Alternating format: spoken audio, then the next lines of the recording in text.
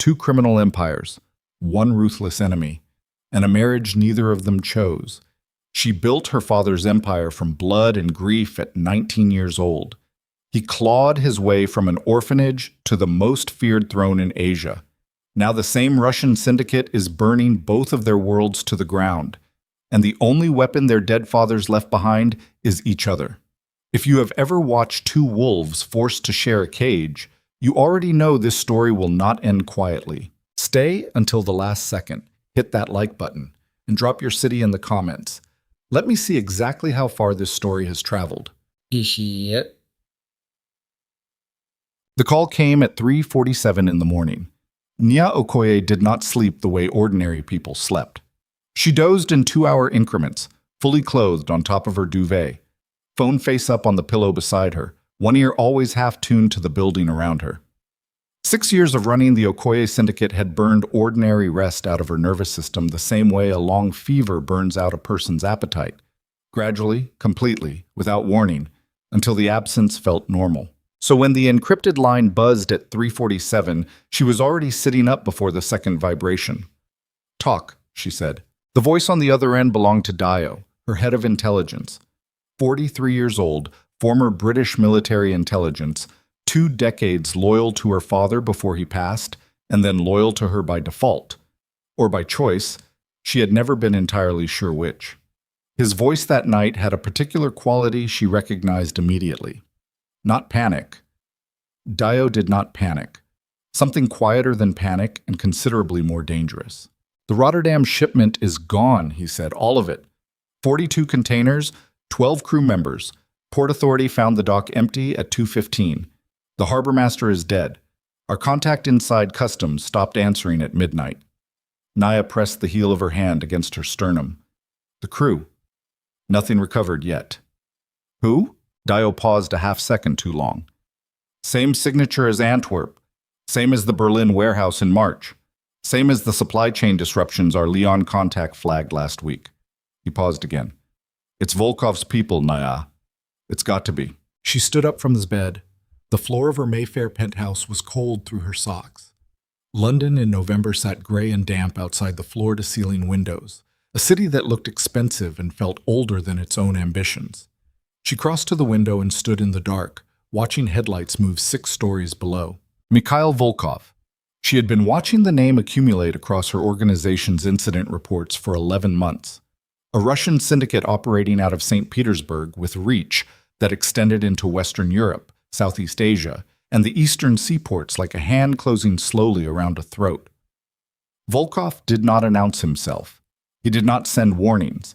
He simply arrived in the infrastructure of other people's organizations and began removing pieces, methodically, patiently, until the structure buckled. 42 containers, 12 crew members, a dead harbor master. "Double the security rotations at Southampton and Liverpool," she said. "Get me everything you have on Volkov's current logistics chain, and find my crew. And if they're all ready, find them," she said, and ended the call. She stood at the window for another full minute, breathing evenly, cataloging the cold. She was 25 years old, and she had been carrying her father's empire for 6 of them. Emmanuel Okoye had built the organization over 30 years from nothing, from a 22-year-old Nigerian immigrant arriving in London with 40 pounds and an uncle's address on a crumpled envelope. He had built it through patience, intelligence, and a ferocious understanding that power in the criminal world was not given but architected, brick by careful brick, relationship by relationship, until the structure was load-bearing enough that even a grenade underneath it would not bring everything down. When he died of a heart attack in his study on a Tuesday morning, Naya was 19 and in her second year at the London School of Economics. She had 36 hours of grief before the first meeting materialized in her father's conference room. 12 of his senior lieutenants, every single one of them a man, every single one of them at least twice her age, half of them looking at her like a problem, and the other half looking at her like an opportunity. She had walked into that room in a black dress and sat at the head of the table and said very little. She asked questions instead. She listened. She cataloged. 3 days later, 2 of the 12 were removed from their positions. Within a month, the organization understood that Emmanuel Okoye's daughter had not inherited his patience, but she had inherited something considerably more useful, his precision. She had not been home to Lagos since he died. Her older brother, Emeka, had taken his inheritance in cash and property and disappeared to Zurich to live the life of a legitimate businessman, leaving her with the weight of the criminal empire and none of the legal assets. She had not spoken to Emeka in 4 years. She kept his number in her phone under a name that was not his. All of this was background noise. The Rotterdam shipment was foreground. She was dressed and in her secure operations room by 4:15 a.m. 9,000 kilometers east, in a compound tucked into the forested hills outside Seoul, Kang Tae-jun was not sleeping either. He sat at a lacquered desk in a room that his lieutenants were not permitted to enter without permission, reviewing the third incident report in as many weeks. The Busan port irregularity, the Incheon container diversions, the intelligence blackout that had swallowed 2 of his best information assets in Vladivostok, like a stone dropping into dark water. No ripple, no trace. 30 years old. Former street fighter, former enforcer, former ghost of the Seoul Underground who had appeared from nowhere at 22 and begun dismantling the competing organizations around him with the methodical quiet of a man who had been planning it since childhood. His people called him the Iron Chair because once he sat in a position, nothing moved him. His enemies called him other things, mostly in whispers, mostly when they were certain he could not hear. The Kang Syndicate controlled the most significant portion of criminal infrastructure in South Korea. Narcotics distribution across 4 provinces, protection rackets across the Incheon commercial zones, extortion networks so thoroughly embedded in legitimate business that the businesses themselves had long since stopped noticing the border. He had built it from enforcers' wages and borrowed knives, from years sleeping in the back rooms of other men's gambling dens, from a childhood at the Gwangju Municipal Orphanage that had taught him one lesson with extraordinary thoroughness. No one was coming to save him. No one had ever come. No one ever would. So he had saved himself. And then he had built something that could not be taken. Except now something was trying to take it. His head of intelligence, a former National Intelligence Service analyst named Park Sung-jin, had presented the Volkov dossier 48 hours ago. Sung-jin was not a man who exaggerated.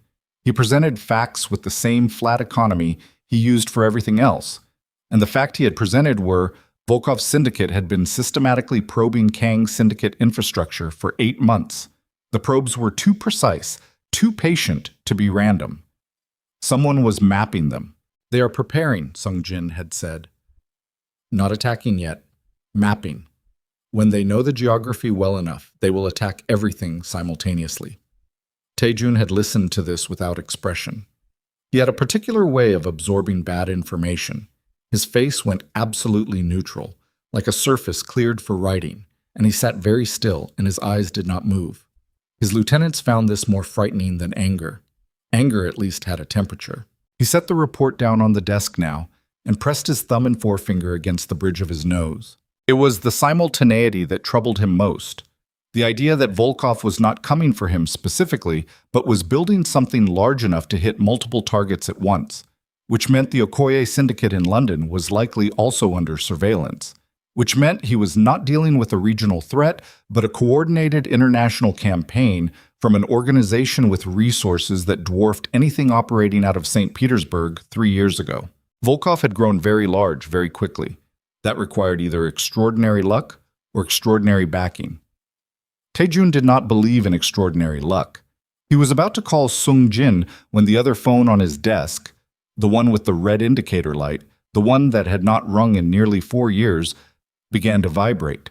He stared at it for a moment. Then he picked it up.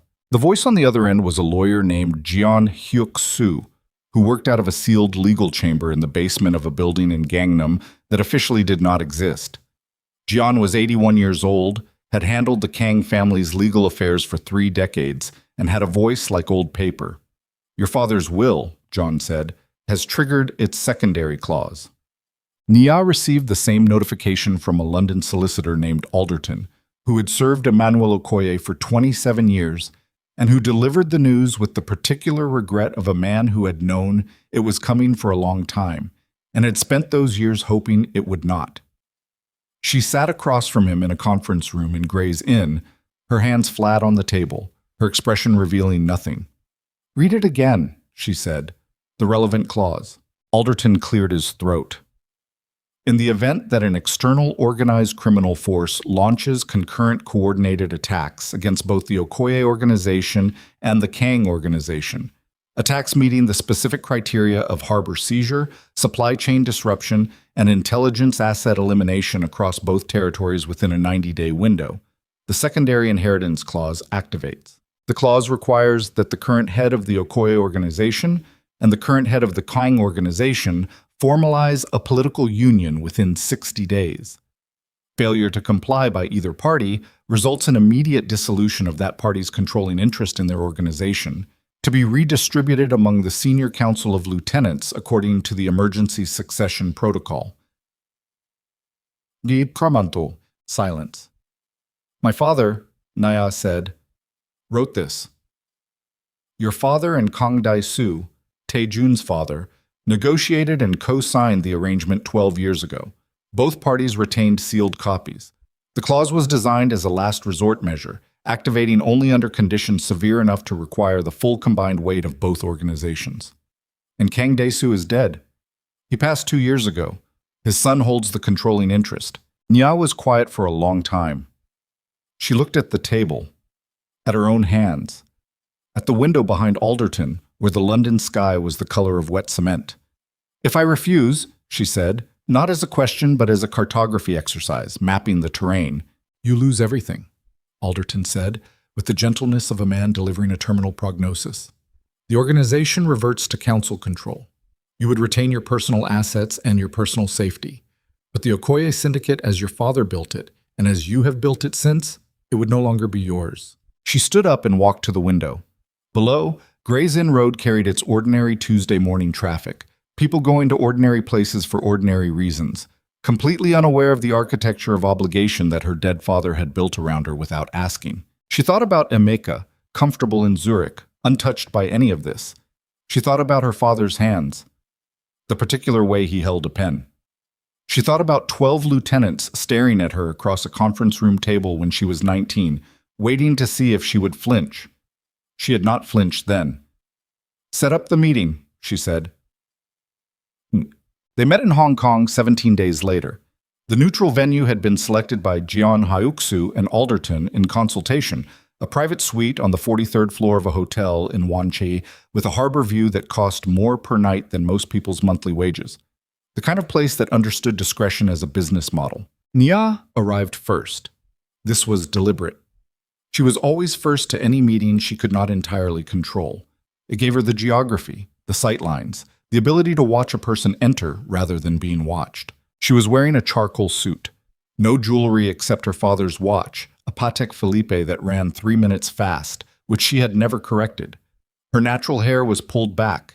She stood at the window with her hands clasped behind her back and watched the South China Sea carry its ships, and her own reflection watched her back. She heard him arrive before she saw him. The particular quality of silence that preceded an important person, the way the air in a room reorganized itself around someone that other people reflexively deferred to. Kang Tae-jun was taller than she had expected.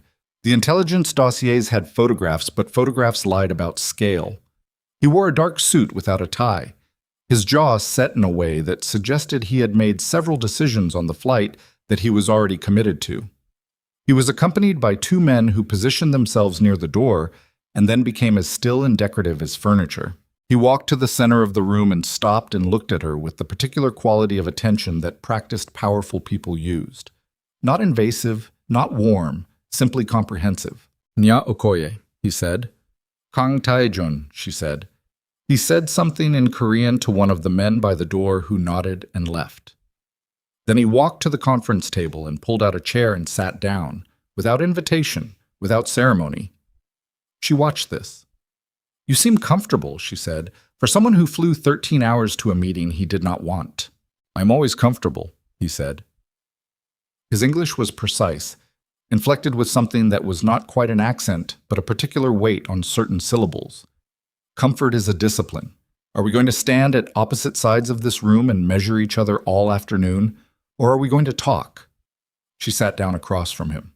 For the next 2 hours, it was not a conversation. It was a dismantling. He questioned the geographic reach of the Okoye Syndicate's European connections with the tone of a man reviewing a business proposal he found underwhelming. She responded by questioning the logic of the Kang Syndicate's over-concentration in South Korean domestic markets, with the tone of a woman pointing out a structural flaw in load-bearing architecture. He implied that her leadership of the organization had relied heavily on the goodwill her father had built. She replied that his had relied heavily on the fear he had manufactured, which was a considerably more fragile foundation. Neither raised their voice. Neither was cruel. But neither gave an inch, and the room grew progressively colder despite the November harbor light. At one point he said, "You inherited a machine and are running it on its existing fuel." At one point she said, "You built a cage and you are confusing it for a kingdom." By the third hour they had abandoned the pretense of professional review and were simply bluntly arguing about the marriage clause, about their respective fathers' arrogance in writing it, about what it meant to have an obligation imposed on you by a dead person who had loved you and in loving you had also presumed to own your future.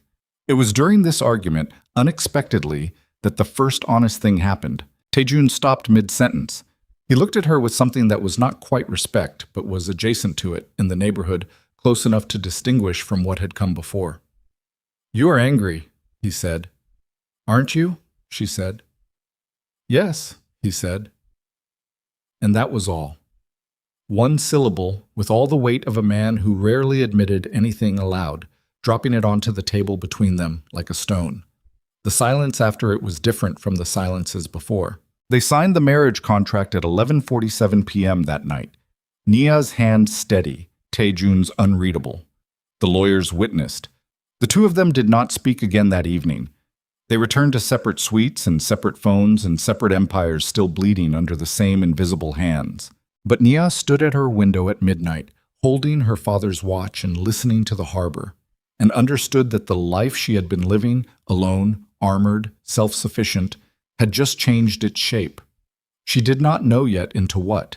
What she knew, lying awake at 2 a.m. while London bled 9,000 kilometers west and Seoul bled 9,000 kilometers east, was that the next move was not hers and not Taejun's. It belonged to Mikhail Volkov. And Volkov, whoever had built him and however much money stood behind him, was already in motion. The Rotterdam crew was still missing. The Busan port contacts had gone silent. And somewhere in the intelligence architecture of both empires, there was a fracture, a crack that someone had found and was quietly, patiently prying open, that neither she nor Taejun had located yet. She closed her eyes. 3 minutes fast. Her father's watch ticked against her palm. Somewhere on the other side of the hotel corridor, she was certain Kang Taejun was not sleeping either. The wedding happened on a Saturday. Seoul in late November carried a particular kind of cold that Nia had not anticipated. Not the damp, bone-settling cold of London, but something drier and sharper, a cold with edges, the kind that found the gaps in your clothing and reminded you they were there. She stood in a dressing room inside Taejun's estate, while two women she had never met adjusted the collar of a dress she had not chosen. And she looked at her own reflection with the detached attention of someone examining a photograph of a stranger. The dress was white, traditional in silhouette, expensive in fabric selected by Taejun's head of household staff, with the careful neutrality of someone who understood they were navigating a minefield of cultural expectation and had chosen to split the difference as cleanly as possible.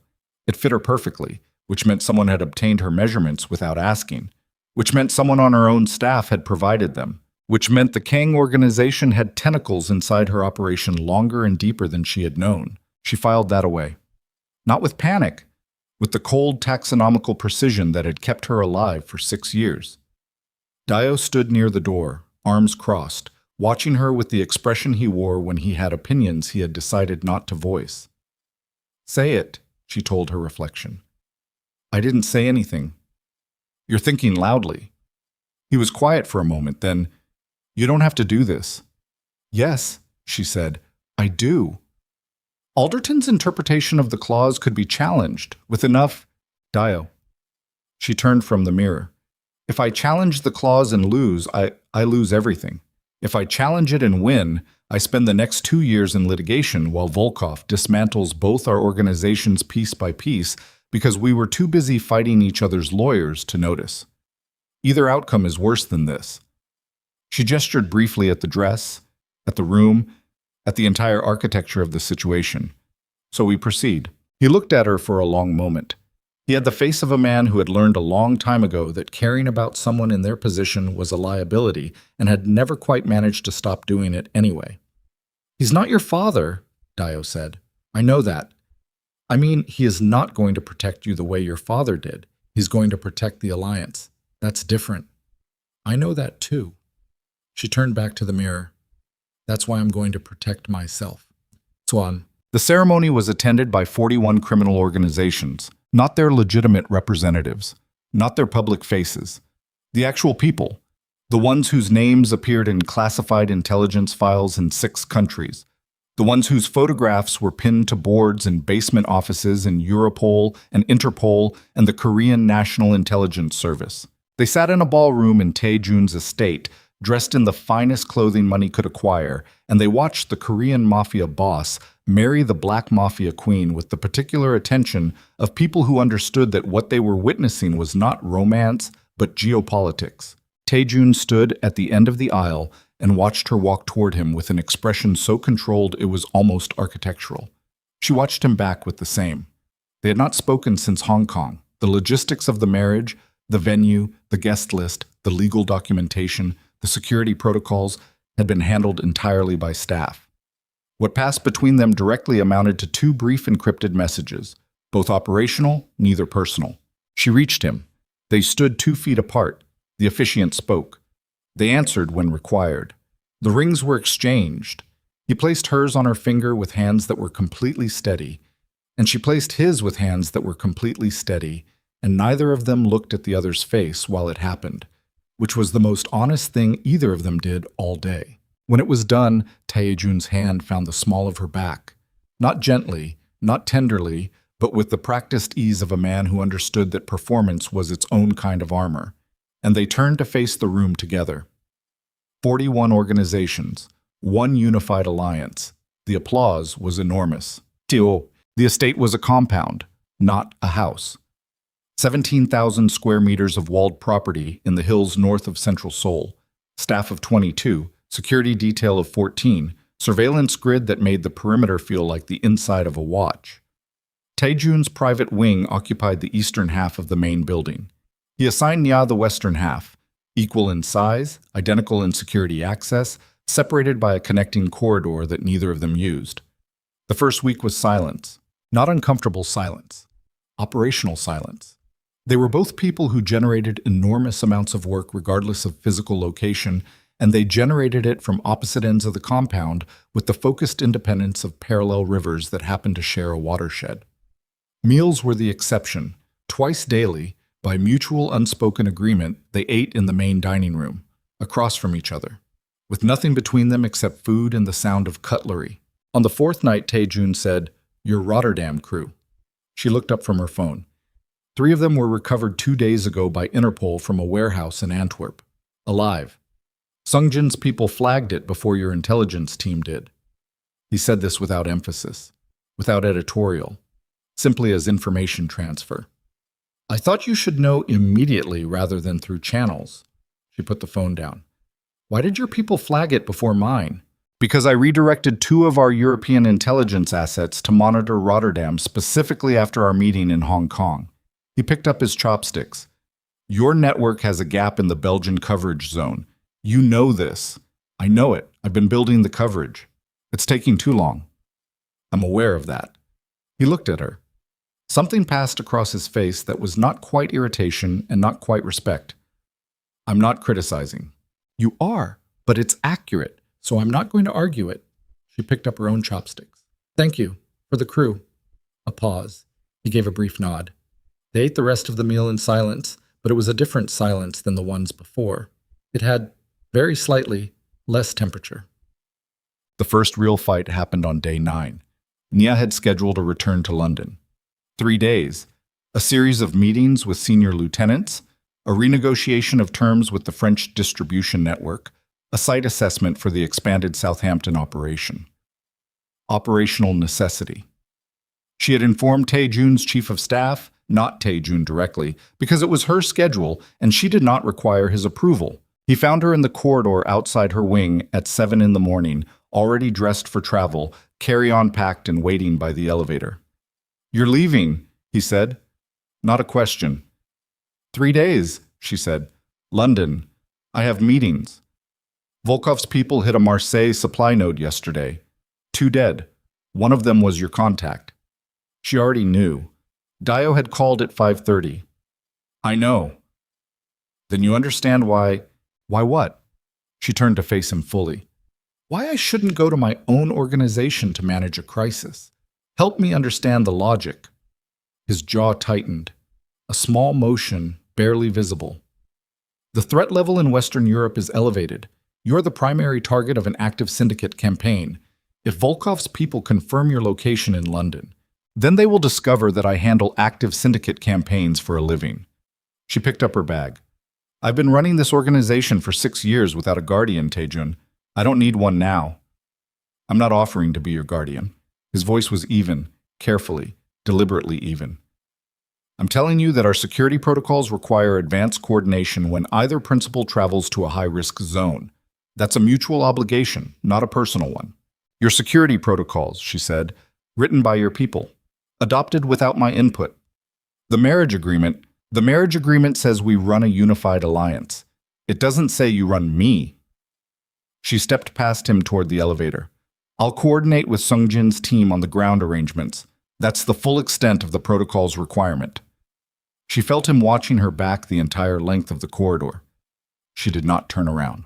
But she was in London by early afternoon. The meeting with her senior lieutenants was in a private room above a restaurant in Clerkenwell that she had used for years. Not glamorous, not identifiable, exactly the kind of place that escaped notice by being completely unremarkable.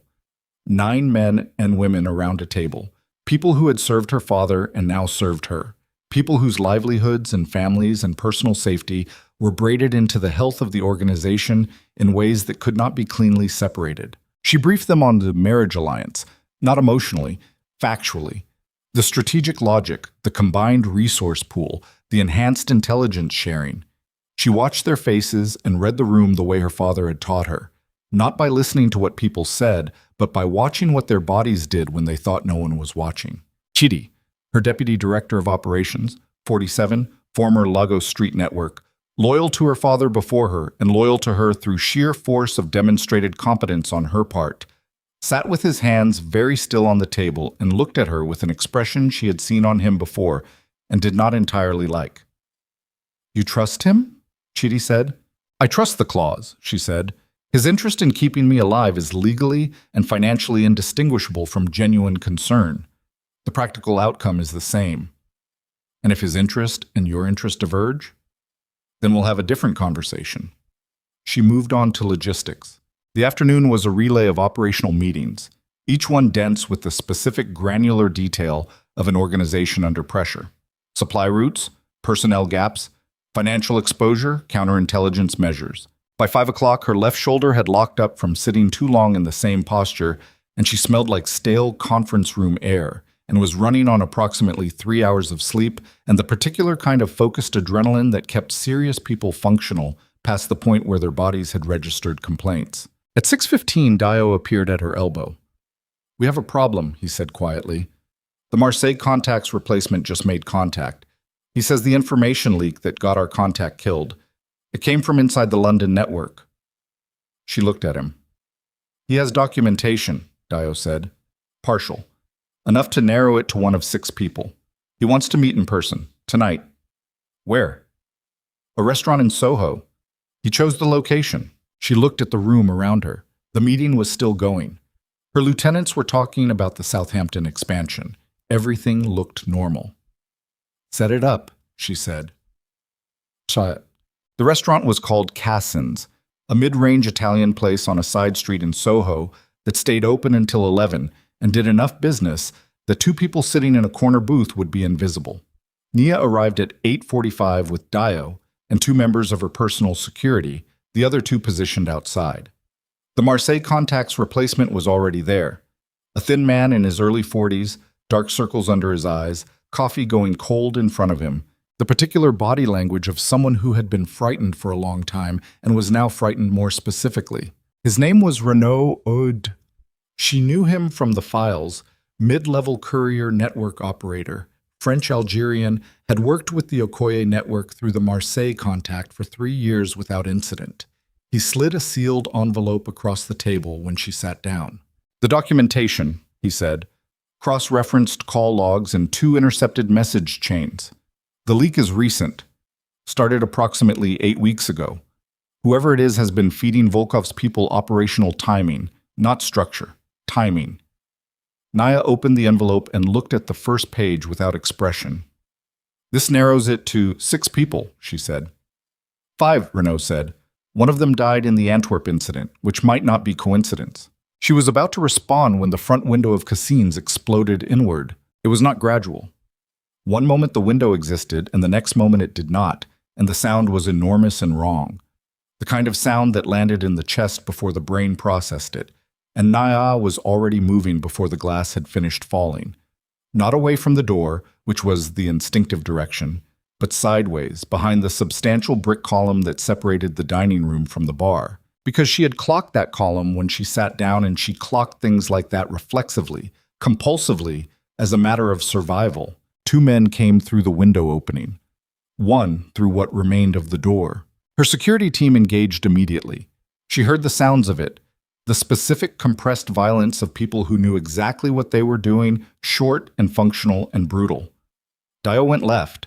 She went right, around the column, and the man who had come through the door was already turning toward her, and she took that momentum and redirected it, using his own forward motion to put him off balance before he had fully processed what was happening. And then she put him on the floor with the practiced efficiency of someone who had trained for this since she was 16 and had needed it in the real world more times than she wanted to count. It was over in under 40 seconds. 3 attackers. Her 2 inside security were standing. Dio was standing. Renault had taken a graze across his left arm and was pressed against the far wall, looking like a man who had stopped being surprised that his life was like this and had moved through surprise into something closer to exhausted resignation. The restaurant was nearly empty. It was a Tuesday. The back tables had been booked out under a false name by Dio in advance. But the handful of other patrons were against the walls or under tables, and from outside she could already hear the first approaching sirens. 90 seconds, maximum, before Metropolitan Police. "We need to move," Dio said. She looked at the 3 men on the floor, 2 unconscious, one cuffed to a table leg by her security with a zip tie that had appeared from somewhere with the efficiency of long practice. She crouched down in front of the one who was cuffed. He was breathing hard. Eastern European features, she thought, or possibly Central Asian, tattoo visible at the collar. He looked at her with the unfocused defiance of someone running purely on adrenaline and training. "Volkov?" she said. He said nothing. "You have about 60 seconds before the police arrive, and this becomes their problem instead of mine," she said. "Their problem is considerably worse for you. My problem at least involves a conversation." He looked at her. Something shifted in his expression, fractionally. "Volkov," he said. And nothing else. She stood up. "Move," she told Dio. They were out the back before the first police car reached the street. She was back at the safe house in Mayfair by 10:15, jacket gone, the heel of her right hand stinging from the impact it had absorbed, running on pure focus and the acidic aftermath of controlled violence. Her phone showed 4 missed calls, 3 from Dio's backup line, 1 from a number she recognized immediately, Seoul. She looked at the missed call from Tae-jun's direct line for a long moment. Then she called Dio first, confirmed everyone was clear and uncompromised, initiated the internal investigation protocol that would begin working through Renault's 6 names, and arranged for Renault himself to be moved to a secure location. Then she called Seoul. He picked up on the first ring. "You're alive," he said. No preamble. "I'm alive," she confirmed. A pause. She could hear something in the quality of the silence. Not relief exactly, but the aftermath of something that had been close to relief and was now rearranging itself into something more controlled. "Our surveillance on your London perimeter picked up the Soho incident 40 minutes ago," he said. Sungjin flagged it immediately. "I've been—" He stopped. What happened? She told him. Factually, efficiently, the way she briefed her own lieutenants. The meeting, Renault, the documentation, The three attackers. She told him she had handled it. She told him the security team was intact. When she finished, there was a silence that was different from his usual silences. "You should have told me you were meeting an intelligence contact tonight," he said.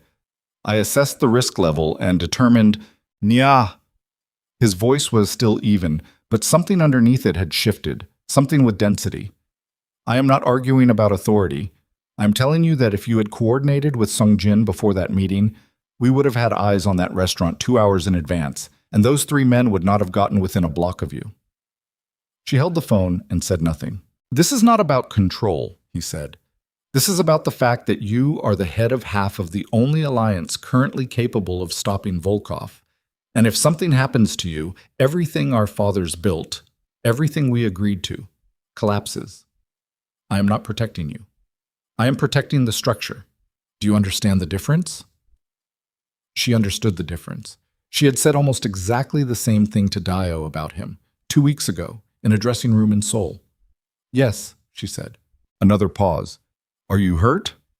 The question was so plain, so direct, so stripped of the operational framing that had surrounded everything else he had said, that it landed differently than she expected. She looked at the heel of her right hand in the dim light of the safe house. "No," she said. He exhaled. One brief, barely audible exhalation, the kind a person made when they had been holding something and had just set it down. "Come back," he said. "When your London business is finished, come back and we will work through the Volkov intelligence together." She looked at the ceiling. "2 more days," she said. "2 more days," he agreed, and ended the call. She sat with the phone in her hand for a long time after that, not moving, not thinking about the 3 men in Cassins or the envelope from Renault or the 6 names and the internal leak that was quietly bleeding her organization from the inside. She was thinking about the way his voice had sounded when he said, "Are you hurt?" The particular flatness of it that was not coldness, but something that had been stripped down to its essential weight, like a sentence with all the unnecessary words removed until only the one that mattered was left. She told herself it was the adrenaline, the residue of a violent evening rearranging her perceptions. She told herself she was reading something into a pragmatic question from a pragmatic man who had very practical reasons for needing her alive. She mostly believed it. Mostly. Test. She returned to Seoul on the 3rd day, as agreed. The connecting flight from Heathrow landed at Incheon at 6 in the morning. Taejun's car was waiting, but Taejun was not in it. He was in an emergency operations meeting that had begun at 4 a.m. and showed no sign of concluding. She was taken to the estate, shown to her wing, given coffee and a briefing document that Sung Jin had prepared overnight. She read the briefing document at the kitchen table in her wing, with both hands wrapped around the coffee mug. The Volkov dossier had grown. New intelligence from the Vladivostok network, painstakingly reconstructed over 3 weeks by Sung Jin's team, had confirmed what Taejun had suspected. Volkov was not an independent operator. The St. Petersburg Syndicate was a front, well-constructed, well-funded, operated with genuine criminal infrastructure that made it look autonomous, but underneath the construction, there was money that did not originate in Russian organized crime. The sourcing went somewhere else, somewhere with longer reach and deeper resources, and a particular interest in eliminating both the Okoye and Kang organizations simultaneously. Not eliminating, absorbing. The Rotterdam crew, the ones recovered in Antwerp, had been held for questioning, not killed. The Busan port irregularities had involved diversion, not destruction. The pattern was not annihilation, it was acquisition. Someone was trying to take over both empires. Volkov was the instrument. She was still staring at the last page of the briefing document when she heard footsteps in the connecting corridor. She looked up. Taejun stood in the doorway. He had clearly come directly from the meeting. His jacket was off, his sleeves rolled to the elbow, and he had the hollowed-out look of a man who had been awake for a very long time and had consumed a great deal of coffee to compensate, and it had not entirely worked. He looked at her across the kitchen. "You read it," he said. "Just finished." He came in and sat down across from her at the kitchen table without asking. She pushed the document toward him, though he clearly had already read it. It was a gesture, a sharing of territory, a small acknowledgement of common ground. "Acquisition," she said. "Yes." Someone wants what we have, not just the routes and the networks. The organizations themselves, the loyalty structures, the... She searched for the right word. The architecture. It takes 30 years to build what your father built. 20 for mine. You cannot manufacture that kind of institutional loyalty. You can only take it by removing the people at the top and installing your own. Or, he said, by forcing the people at the top into conflict with each other until the organization fractures and the pieces are easier to absorb separately. She looked at him. He looked back. The clause, she said slowly, the marriage clause. If it had activated and one of us had refused, one of us would have lost control of their organization. The senior council would have assumed power, and a senior council without a unified leader is considerably more vulnerable to external pressure. Our fathers built the clause to protect against exactly this scenario, she said, which means someone knew about the clause and structured the Volkov campaign specifically to trigger it, betting that one of us would refuse. His voice was entirely flat now. The operational flatness that she was beginning to understand was not coldness, but the sound of a brain running at maximum capacity. They wanted the clause to tear us apart instead of bind us. The kitchen was very quiet. Outside the window, the Seoul morning was pale and gray, the kind of light that arrived before it was fully committed to the day. They made a mistake, Naya said. Yes, said Taejun. They did. He reached across the table and turned the briefing document to the final page. A list of financial routing nodes that Sungjin's team had traced through 4 intermediate shell companies before losing the thread. He tapped one entry near the bottom of the list. A company registered in the Cayman Islands, 18 months old, with no public-facing activity and a capitalization that made no rational sense for its stated purpose. This is where the thread ends, he said. For now. Then that's where we start, she said. He looked at her. And for the first time since Hong Kong, something in his face was not controlled performance or operational efficiency or the architecture of a man who had built his entire identity around never appearing uncertain. It was something quieter, something that did not have a name yet but had a shape. Yes, he said. Together. She held his gaze for exactly 1 second longer than necessary. Then she looked back at the document because she was a practical woman and there was work to do. And whatever had just crossed the kitchen table between them was something she was not ready to name either. But it was there. And they both knew it. And somewhere, in an office she could not yet locate, belonging to a person whose name she did not yet know. Someone was watching 2 people who were supposed to be enemies becoming something more dangerous than allies, and beginning, very quietly, to panic.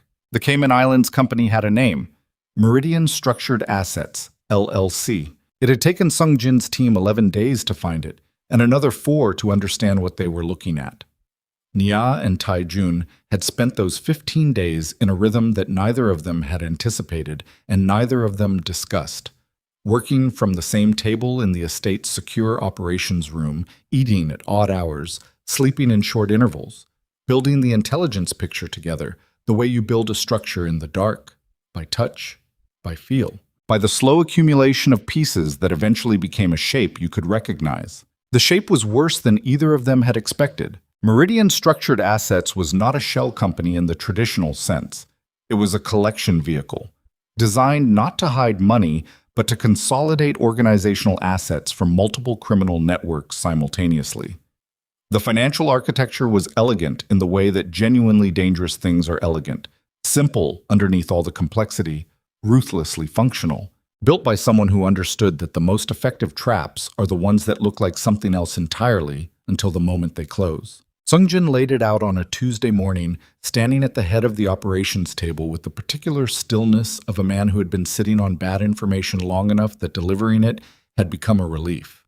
Meridian has absorbed, wholly or partially, 7 criminal organizations in the past 22 months, he said. 3 in Eastern Europe, 2 in Southeast Asia, 1 in West Africa, 1 in Australia.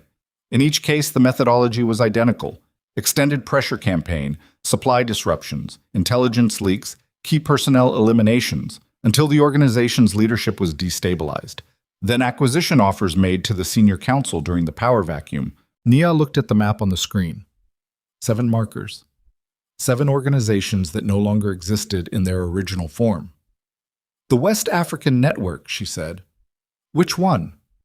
Sungjin looked at her with a fractional hesitation that told her the answer before he gave it. The Ibarra Syndicate, he said.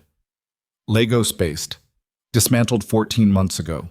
The Leadership Council accepted the Meridian acquisition terms after their principal died under, he paused, under circumstances that were ruled a cardiac event. The room went very quiet. Naya heard her own heartbeat for a moment, distinct and too loud. The Ibarra Syndicate, Lagos. 14 months ago. She knew the name from her father's correspondence, a competing organization, yes, but one Emmanuel Okoye had maintained a careful peace with for over a decade. She knew the principal had died. She had noted it in her intelligence files as a regional development, a competitor's loss, something to monitor for ripple effects.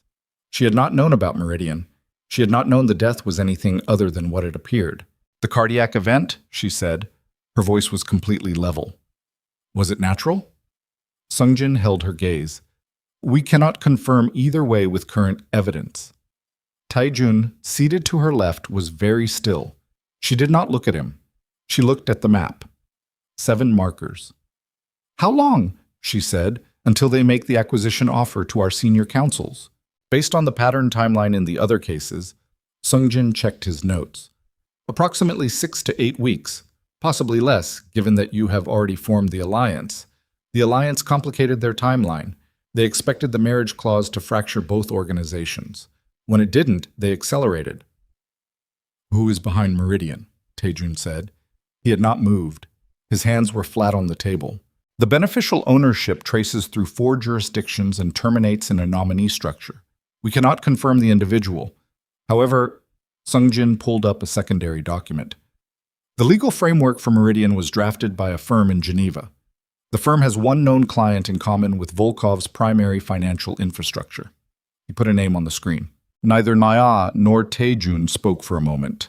The name belonged to a man they both knew by reputation, a legitimate businessman, publicly, with the kind of profile that showed up in economic forums and charitable foundation announcements and the guest lists of political summits. A man whose public legitimacy was so thorough and so long established that the idea of him as the architect of a criminal acquisition network operating across 4 continents was either completely absurd or the single most elegant camouflage Nia had ever encountered. We need more, Taejun said. We're working on it, Sungjin said. Work faster. Pata. That night was the first night they talked about something other than Volkov. It happened without design. It was past midnight, and the operations staff had cycled out, and it was just the 2 of them in the room, the remains of a meal on the side table, the city lights of Seoul visible through the reinforced windows in the distance.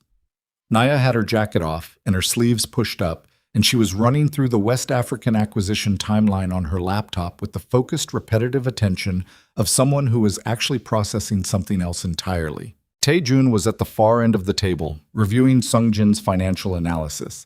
And he looked up at some point and watched her for a moment and said, When did your father die? She stopped typing. 6 years ago, she said. Heart attack in his study. Tuesday morning, she paused. He was 61. A silence. Mine was 58, Taejun said. Complications after surgery, 2 years ago. He looked back at his documents. He knew he was dying for about 8 months before it happened. He did not tell me until the last 3 weeks. Why not? Because he knew I would stop working and come home. And he did not want me to stop working. He thought, his jaw moved. He thought the work was more important than the time. Naya looked at him across the length of the table. Was he right? She said. Taejun considered this with the seriousness of a man for whom the question was not rhetorical. No, he said finally. He was not right about that. She looked back at her laptop. My father was right about almost everything, she said. That's the worst part. Even this. She gestured at the room, at the compound, at the entire apparatus of their arranged situation. Even this was right. The clause, the marriage. He saw this coming before either of us knew Volkov's name. Our fathers knew each other for 30 years, Taejun said. I did not know that until I read the will documentation. Neither did I. He let out a short breath that was almost a laugh. Not humor, something older and more tired than humor. 2 men built a trap for their own children because they loved them. and called it protection. "It is protection," she said. "It just doesn't feel like it." He looked at her. She looked back. And something passed between them that was not quite the thing that had been building across 15 days of shared tables and shared work and shared bad news, but was immediately adjacent to it, close enough to feel the heat. She looked away first. She was not ready. She knew she was not ready, and she knew he knew it too. "Get some sleep," she said. "Sungjin has a full briefing at 7. He stood, picked up his jacket, walked to the door of the operations room and stopped with his hand on the frame and looked back at her. "Nia," he said. She looked up. He seemed to be on the edge of something, a sentence, a decision, a door he had been standing in front of for some time and had not yet walked through. She watched his face work through it. "Good night," he said, and left. She sat alone in the operations room for a long time after, in the quiet hum of screens and the distant city, her hand still on the keyboard, typing nothing. The breakthrough came 4 days later, and it arrived through a source nobody expected. Dio called at 9 in the morning from London. His voice had a quality she recognized from the Soho restaurant night. That specific register that was not panic, but was the thing standing directly next to panic, looking at it. "Renault's information," he said. "The 6 names. We've been running them through communication intercept analysis. We found a pattern. One of the 6 has been in irregular contact with a Kang Syndicate adjacent number." She went completely still. "Which number?" she said. "It traces to a burner registered in Incheon. We can't confirm the user directly, but the call pattern matches the operational schedule of someone inside this compound." She put the phone down, picked it up. "Send me everything, encrypted, now." She had the files within 8 minutes. She read them twice. Then she walked to Taejun's private office and knocked once and opened the door. He was on a call. He looked at her face and ended the call immediately. She put the printed files on his desk. She did not say anything. She watched him read. He read it the same way she had. Once through fast, once through slow, his face going through the process of stripping itself down to pure function. When he finished, he sat back in his chair and put both hands on the desk and was quiet for a long moment. "Park Sungjin has been with me for 7 years, he said. "I know. He has full access to our combined intelligence architecture. I know. If he is the contact, then Volkov has known every move we've planned since the alliance was formed." She held his gaze. "Every countermeasure, every investigation lead, every piece of the meridian structure we've uncovered. He's known all of it." Taejun stood up slowly. The motion was controlled in the way that very dangerous things are controlled.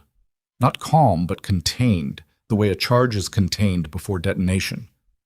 "I need to verify this independently before—" The door opened. Sungjin stood in the doorway, tablet in hand, with the expression of a man who had come to deliver a routine briefing and had registered in the space of 1 second that something in the room was catastrophically wrong. His eyes went from Taejun to Naya to the files on the desk. The tablet in his hand tilted very slightly. The next 4 seconds were among the most precise of Nia's professional life. Sungjin's left hand moved toward his jacket. Not fast. Not the motion of an experienced fighter, but of a man whose instinct was overriding his training. Taejun was already moving around the desk, and she was already moving from the other direction, and what happened was not elegant. It was fast and brutal and functionally effective, and ended with Sungjin against the wall, with Taejun's forearm across his chest, and Nia's hand on the wrist that had been moving toward the jacket. She reached into the jacket herself. A phone. Not a weapon. A burner phone, separate from his issued device, the kind of phone that did not exist in any personnel inventory. She held it up. Sungjin's breathing was very loud in the sudden silence of the room. Taejun looked at the phone. Then he looked at Sungjin, and whatever was in his face at that moment was something that Nia did not want to examine too closely, because it was the face of a man confronting the specific variety of pain that only becomes possible when you have trusted someone completely. 7 years, Taejun said. His voice was almost inaudible. Sungjin's jaw was working. He was not a fighter, and he was not going to fight. What he was doing was calculating. She could see it. Running through his options, finding them very limited, arriving at some interior decision. It wasn't, Sungjin started. Don't, Taejun said. One word. The weight of it closed the sentence. The interrogation took 3 hours. They used the estate's secure room, basement level, no windows, the kind of space that had been built for exactly this purpose, and whose walls had absorbed a great many conversations that were never repeated anywhere else. Nia sat to one side. Taejun sat directly across from Sungjin. Two of Taejun's most senior security people stood near the door. What emerged over those 3 hours was a picture that was worse than either of them had constructed. Sungjin had been contacted 18 months ago.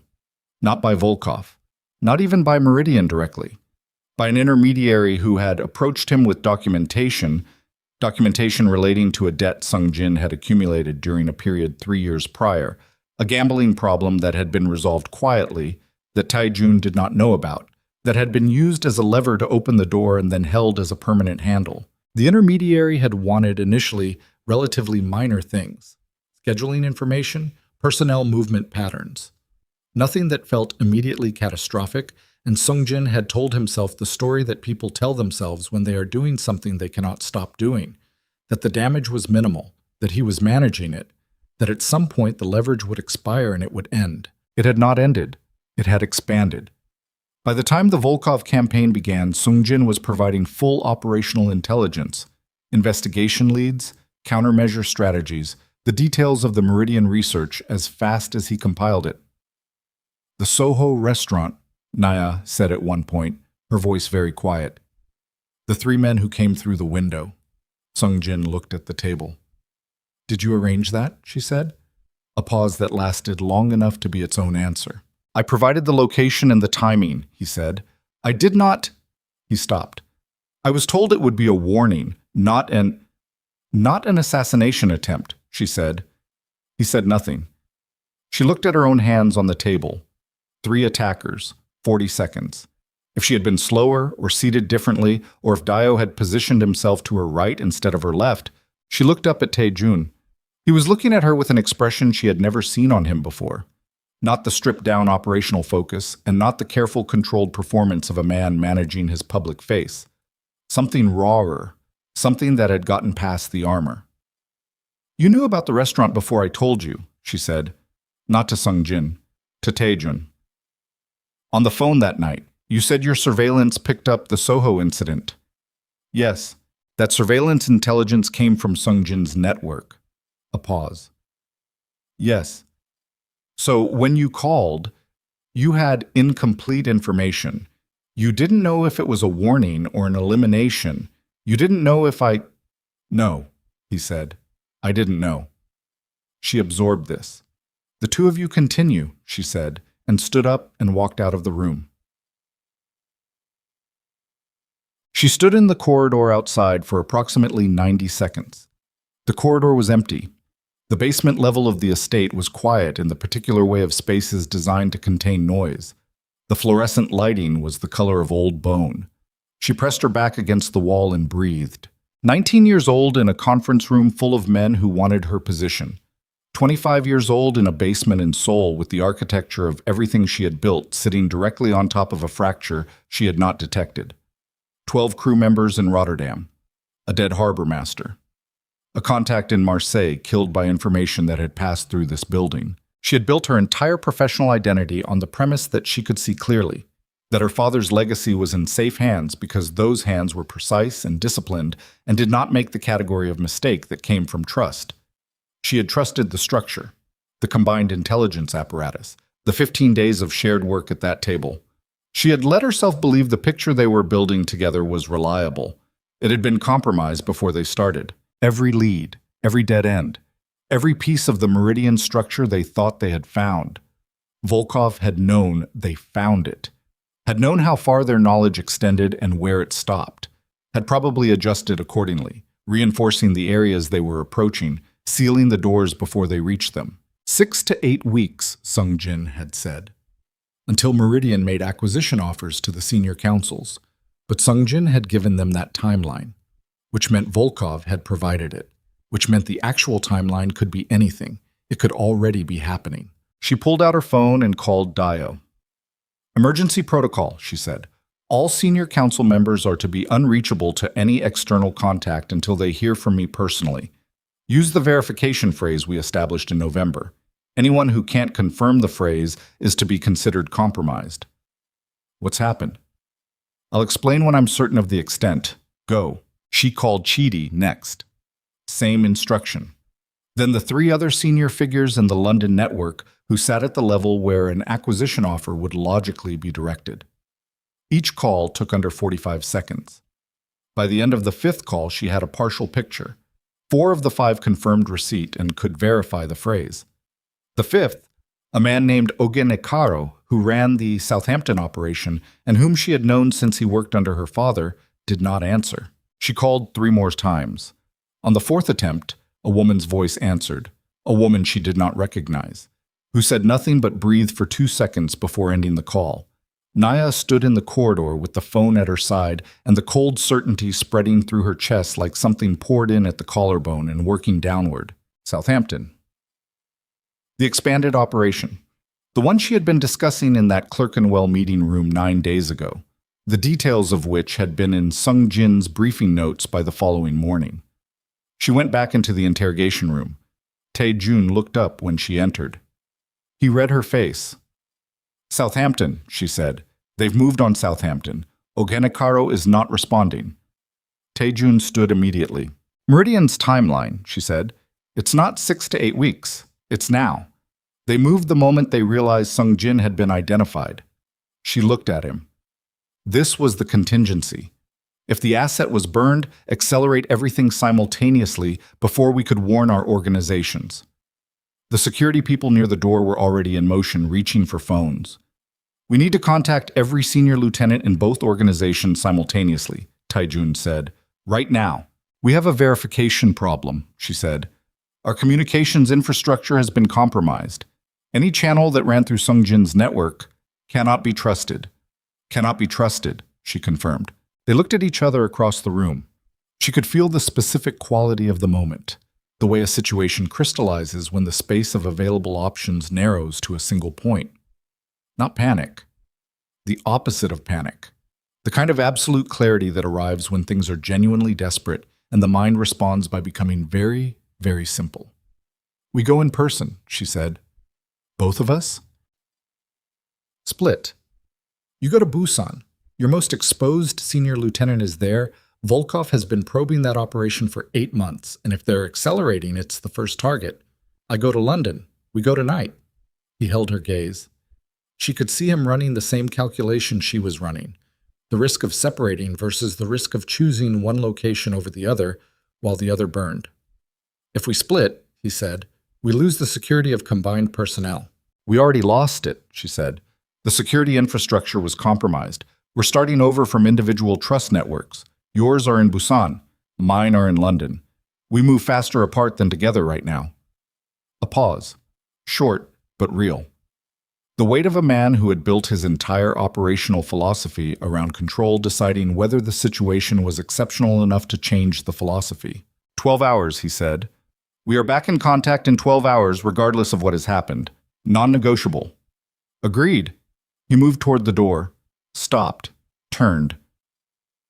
In the harsh fluorescent light of the basement interrogation room, with the ruins of 3 hours of catastrophic revelation still in the air, he looked at her with the expression she had seen briefly in the kitchen, the one without architecture, without control, without the carefully maintained surfaces. He looked like a man who wanted to say something and had run out of time to say it. Be careful, he said. It was not the thing he wanted to say. She could tell, but it was what came out. You too, she said. He left. She heard his footsteps on the stairs, quick and decisive, going up and away. She stood in the interrogation room with Sung Jin, who was looking at the table, and the 2 security people who were looking at her. Secure him, she told them. Full isolation. No communication with anyone until I return. Then she walked out and up the stairs toward the world that was disintegrating around her, moving fast, already rebuilding the plan from the only material she had left, herself, and 12 years of her father's lessons, and whatever time remained before Meridian finished what it had started. Her phone buzzed in her hand as she reached the ground floor. A message from a number she did not recognize, routed through 3 anonymizing layers that her system flagged automatically. She opened it. 4 words. We need to meet. And below that, a 5th word that stopped her mid-step at the top of the basement stairs, that made her read it twice and then a 3rd time, that sent something cold and structural moving through her that was not fear, but was the thing that lived directly underneath fear in the place where the deepest certainties were kept. The 5th word was a name, her brother's name. The name on the screen was Emeka. Nia stood at the top of the basement stairs for 3 full seconds, which was 2 seconds longer than she normally allowed herself to stand still when everything was on fire. The fluorescent light from below threw her shadow up the wall at a steep angle. The ground floor of the estate was moving.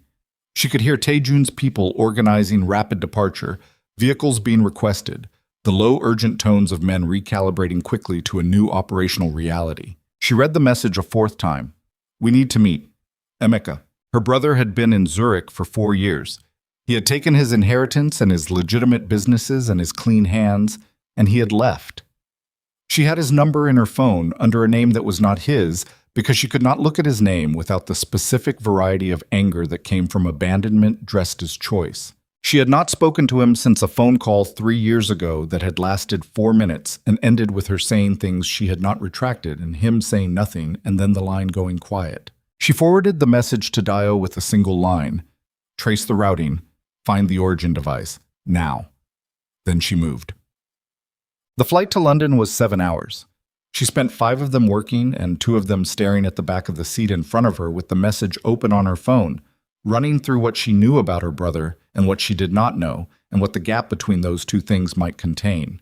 Emeka Okoye, 31 years old, 4 years in Zurich with a legitimate import-export business that their father had seeded with legal capital before he died. Clean record. Public profile. The kind of man who appeared at Nigerian diaspora business forums and gave speeches about the importance of legitimate enterprise. She had monitored him because she monitored everyone, and everything she had found had confirmed exactly what he presented. A man who had walked away from the criminal world and intended to keep walking, except Meridian had a West African acquisition, the Ibarra Syndicate, Lagos, 14 months ago.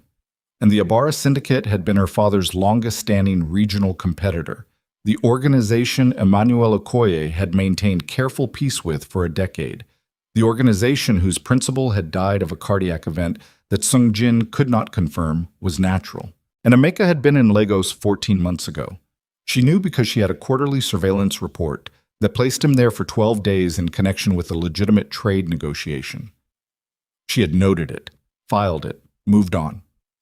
She pulled the quarterly report now from her encrypted files and read it again at 37,000 feet with the cabin dark around her and the cold outside the window, absolute and total. 12 days in Lagos, during which the Ibarra principal died and the senior counsel accepted Meridian's acquisition offer. She closed the file. She did not sleep. Dio met her at the airport, not curbside, at the private aviation terminal, which meant the situation in London had escalated to a level where public exposure was a genuine concern. He had the look he wore when he had been awake for a very long time and had consumed the information equivalent of a natural disaster. Southampton, she said before he could speak. Ogenekaro is alive, Dio said. He's with us. His phone was taken by one of his own people, a man named Fasola, who has been in the organization for 8 months. Fasola made contact with someone on Ogenekaro's behalf last night, and the acquisition conversation began. Did Ogenekaro know? No. Fasola was operating independently. We have him now. She exhaled. One piece that had not collapsed. How many others?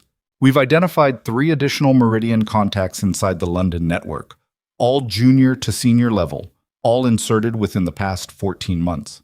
He paused. It's a systematic penetration, Naya. They didn't just put one person in. They built a layer. 14 months. The same window as the Ibarra acquisition. The same window as whatever her brother had been doing in Lagos. She got into the car.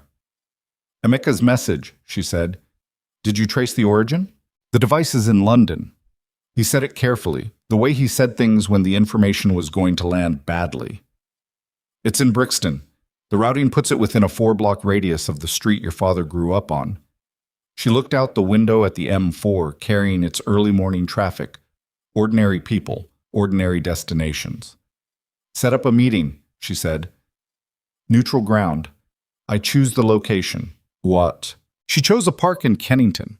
Open ground, clear sight lines, no enclosed spaces where conversation could be converted into something else without warning. She arrived 40 minutes early and walked the perimeter twice and put Dio and two others in positions that covered every approach. Then she sat on a bench and waited. Emeka arrived alone. This surprised her. She had prepared for him to arrive with people. It would have told her something definitive. Arriving alone told her something else, though she was not yet certain what. He was heavier than she remembered. 4 years of legitimate business and European food had put weight on him that their father's genetics had distributed into his face and shoulders. He wore a coat she did not recognize. He walked with the particular careful deliberateness of a man who was aware he was being watched and was trying to signal with his entire body that he was not a threat. He sat down next to her. For a moment, neither of them spoke. You look tired, he said. Don't, she said. He was quiet. Say what you came to say, she told him. You have 10 minutes, and I have approximately 40 other things happening simultaneously, so begin. He pressed his hands together between his knees. She watched his profile. The shape of his jaw was their father's jaw. She hated that she noticed. I've been inside Meridian for 16 months, he said. The park moved around them, a dog walker in the middle distance, wind in the bare trees, her own heartbeat, steady and very loud. Inside, she said, I was approached 14 months ago, in Lagos. Someone who knew about father's will, who knew about the Okoye organization in detail that should not have been accessible to an outsider. He paused. They knew things that only family would know, or someone who had been inside the organization for a very long time. What did they offer you? They said they were going to take the organization regardless, with or without my cooperation. They offered me a position in the new structure, a legitimized version of what father built, folded into the Meridian network, proper corporate cover, permanent separation from the criminal liability. She stared straight ahead. And you believed that? I was an idiot, he said. Simply, without defense. I was scared, and I was an idiot, and I told myself that if it was going to happen anyway, I could at least position myself to protect people. Protect you. You protected me by feeding them information about my organization. I didn't. He stopped, restarted. I gave them nothing operational, nothing about routes or personnel or... You gave them the legal structure, she said. The will, the secondary clause. You're the only person outside of Alderton and the Kang lawyers who knew the precise triggering conditions for the marriage clause. She turned to look at him for the first time. They built the entire Volkov campaign around that clause. They designed it to trigger the clause and then break it, which means whoever architected this knew the exact specifications before the campaign began, before Volkov existed. Emeka's face had gone through several things while she was speaking and had arrived at something that looked like a man seeing the full shape of what he had done for the first time in one unobstructed view. I didn't know what they were going to do with it, he said. That doesn't matter. Yeah, it does not matter. She stood up from the bench. She needed to be standing. She needed the ground under her feet and the air around her because the alternative was something she was not going to let happen on a bench in Kennington with her brother watching. A dead harbor master, 12 crew members taken, a contact in Marseille killed, 3 men through a restaurant window in Soho. She kept her voice even. Someone tried to kill me, using information that traced back to whatever you gave them in Lagos. He stood up too. His face was the color of a man being sick. I came here because I'm trying to fix it, he said. I have documentation. 16 months of Meridian's internal communications, the ones I was given access to as part of my position in the structure. It names the beneficial owner, the real one, not the Geneva nominee, the actual person behind this. She looked at him. I couldn't come forward before because... He reached into his coat. Because they told me if I made contact with you, they would release material connecting you to 3 operations that would end your organization legally. Financial evidence, manufactured but convincing. They built a containment structure around both of us at the same time they built Volkov. He held out a drive. Small, black, the kind that held a very large amount of very specific information. She looked at the drive. She looked at her brother's face. She thought about trust and what it cost and what it bought and what it left behind when it was wrong. She took the drive. "You're going to come with me," she said. "You're going to sit down with Dio and give him everything, every contact, every communication, every meeting, and then you are going to stay exactly where I put you until this is finished. Do you understand?" He nodded. "If I find out you've withheld anything—" She did not finish the sentence. She did not need to. He was their father's son, too. He understood what unfinished sentences from Okoye women contained. Her phone vibrated. Tae-jun. She answered immediately. "Tell me," she said. "Busan is secured." His voice was rough. Not with emotion, she thought, but with the physical roughness of a man who had been in motion for many hours. She could hear background noise, movement, vehicles. "We found 2 Meridian contacts in the senior council, removed before the acquisition offer was formalized. Kim Jun-ho." A pause with something jagged in it. "Kim Jun-ho was one of them. 12 years with me." She closed her eyes for half a second. "I'm sorry," she said. "Don't." His voice. Flat. She understood exactly.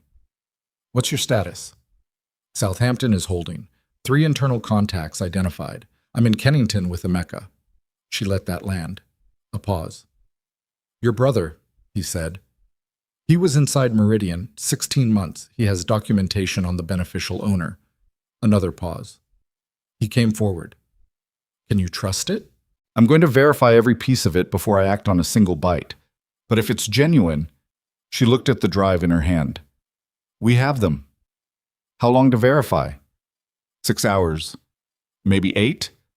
"Then we need to hold everything together for 8 hours. She could hear him calculating. "The Seoul Council is secured. Busan is secured. If your London network holds, it's holding. Then we have a window." A breath. "Yeah. The beneficial owner, Sungjin, gave us a name before we—" He stopped. "Before we concluded the interrogation. I didn't want to send it encrypted given the communications situation.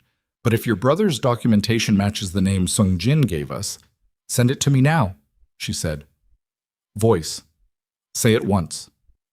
He said a name. She stood in the park in Kennington with the wind moving through the bare trees and the dog walker gone now, and her brother standing 3 feet away watching her face, and she heard the name and everything assembled. The name was not the Geneva nominee. It was not a figure from the criminal world. It was a man she had seen in newspaper photographs at economic forums. A man who had appeared in the background of a photograph in her father's office. A photograph she had looked at 1,000 times without recognizing the face in it because she had never had reason to look for him there. A man who had, apparently, been planning this for considerably longer than 16 months. "I know him," she said, a silence on Tae-jun's end. Then, "So do I." "We need to move tonight," she said. "Not tomorrow. Tonight. If he knows Sungjin is burned and the timeline has accelerated, he won't wait for us to finish verifying the documentation. He'll cut the Volkov operation and disappear back into his legitimate cover before we have anything that touches him directly." "Agreed." Something shifting in his voice. Decision made. "I'll be in London in 9 hours." "I'll have everything ready." "Nya!" His voice dropped to something that was just between them, stripped of the operational register. "Don't go near him before I get there." She almost said something sharp about what she needed from him in terms of instruction. She stopped herself. 9 hours, she said instead. "Don't be late." She ended the call, turned to Dio, who had materialized at a respectful distance during the call, with the timing of someone who had been reading proximity correctly for 20 years. "We have 8 hours to build a case and a plan," she said. "And I need a secure location to put my brother where no one who doesn't work directly for me will know he exists." "Already thinking about the Bermondsey location," Dio said. "Good. Let's go, Mab." The 8 hours were the densest of her professional life. Not the most dangerous. She had had more dangerous days. But dense in the specific way of time that contains an enormous amount of consequence per minute, where every decision had a weight that could be felt physically, where her brain ran at a speed that left her body slightly behind so that her hands occasionally shook doing something routine, picking up a coffee cup, turning a page, in a way they never shook when she was actually in danger. Emeka sat with Dio for 4 hours and gave him everything. She monitored the debrief through audio feed while simultaneously building the operational structure for the night's action with Chidi and the 3 senior people whose loyalty she was certain of. Ogenekaro joined them at the 3rd hour, tired and angry and steady in the particular way of a man who had almost been sold and intended to do something about it. The documentation on the drive was genuine. She knew within 2 hours because 3 separate pieces of it referenced internal Meridian communications that cross-matched with financial traces Sungjin's team had found independently. Traces that Sungjin would not have had reason to compromise because he had not known they were significant at the time of their discovery. The cross-references were too specific to be fabricated, and the name at the center of it all, the beneficial owner, the architect, the man who had looked at 2 of the most powerful criminal organizations in Europe and Asia and decided to acquire them the way a corporation acquires market share, was a man named Harlan Mose, 64 years old, South African by birth, British by naturalization, Swiss by preference. Founder and chairman of a legitimate private equity firm that managed $37 billion in assets across 4 continents. Board member of 3 charitable foundations.